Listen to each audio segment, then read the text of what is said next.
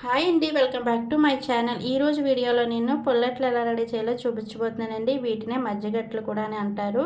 చాలా అంటే చాలా టేస్టీగా ఉంటాయి. ముందుగా ఒక గిన్నె తీసుకొని ఇందులో 3 గ్లాసులు బియ్యాన్ని అయితే వేసుకున్నానండి. నేనైతే కోటా బియ్యాన్ని అయితే వేసుకున్నాను. మీరు ఏవి కావాలంటే ఆ బియ్యం అయితే వేసుకోవచ్చు. ఇలా 3 గ్లాసుల బియ్యాన్ని వేసుకొని ఈ బియ్యాన్ని శుభ్రంగా 2-3 సార్లు అయితే కడిగేసుకోవాలండి. ఇలా కడిగేసుకున్న తర్వాత ఒక గ్లాస్ అటుకులు కూడా తీసుకొని శుభ్రంగా కడుక్కొని ముందుగా కడుక్కున్న బియ్యంలో వేసేసుకొని 2 మిక్స్ చేసుకోవాలి. అలాగే ఇందులోనే 2 స్పూన్ల మెంతులు కూడా వేసుకోవాలి.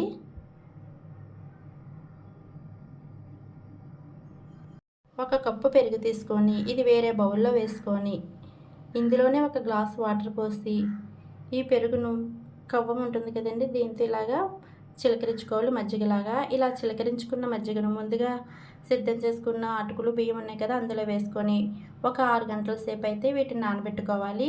ఇలా నానిన తర్వాత మిక్సీ జార్ తీసుకొని దోసల పిండిలాగా అయితే మనం ఆడుకోవాలి. ఇలా ఆడుకున్న పిండిని ఒక బౌల్లో వేసుకొని పక్కన పెట్టుకోవాలి.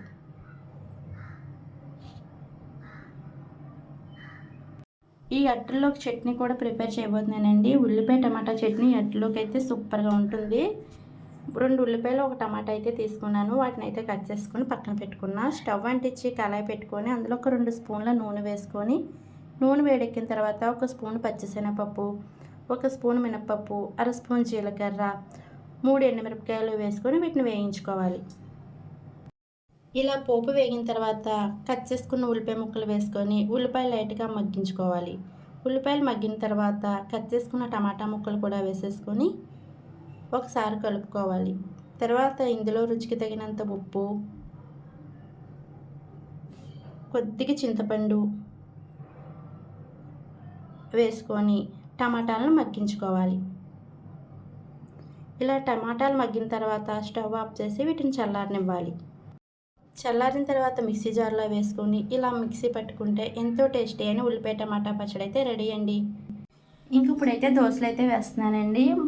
ఇలా మిక్సీ పట్టుకున్న పిండిలో రుచికి తగినంత ఉప్పు వేసుకొని 1 గ్లాస్ వాటర్ అయితే వేసుకొని పిండిని అయితే బాగా కలుపుకోవాలి.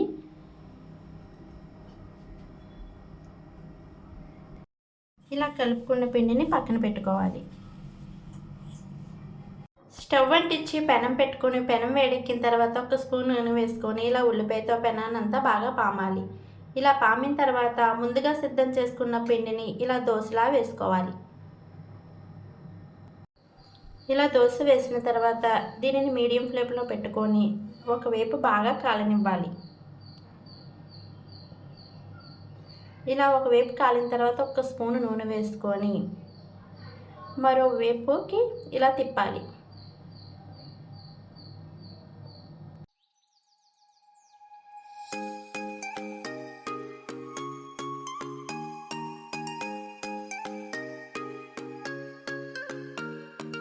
ఇలా 2 వైపులా అట్టు కాలిన తర్వాత దీన్ని ఒక ప్లేట్లో తీసుకొని ఉల్లిపాయ పచ్చడితో సర్వ్ చేసుకుంటే ఎంతో టేస్టీ అయిన పుల్లట్లయితే రెడీ అండి. చాలా అంటే చాలా టేస్టీగా వచ్చాయి. మీరు కూడా ఇలా ఒకసారి అయితే ట్రై చేయండి.